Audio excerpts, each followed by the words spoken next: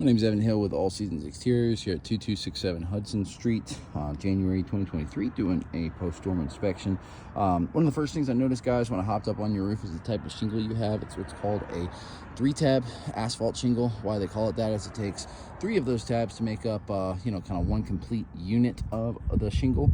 And unfortunately, these are an older style of shingle that you notice almost all of your neighbors don't have, except for the one across the street.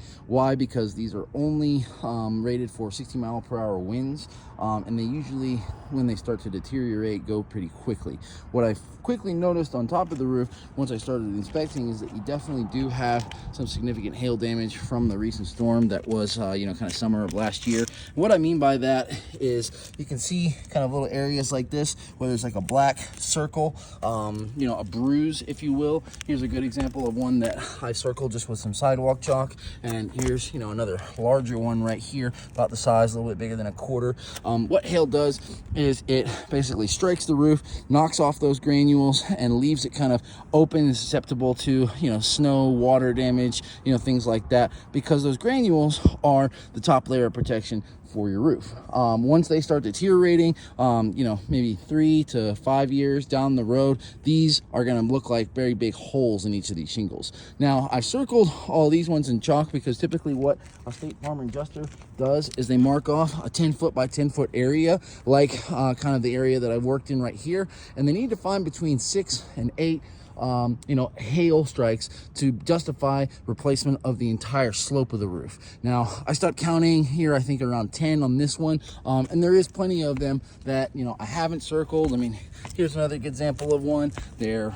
There's another one there. They're kind of all over the roof. I didn't really circle much on the back slope of the roof because this gets a lot more sun and you have quite a lot more what we call granular loss. That happens from just kind of sun exposure, and when these shingles are old like that and there's more granular loss, then it's a little bit more risky to walk on because you can slip.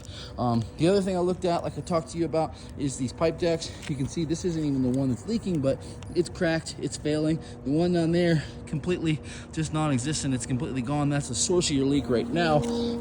But then we've got more hail damage on the back slope of the roof. Very easy to find. You can see all those kind of black marks that I've circled and chalked up there. My professional opinion is you definitely need to file a claim with some of the other issues on your roof and its age. State Farm will almost certainly pay for full roof replacement, and we can come back and help you out fairly soon.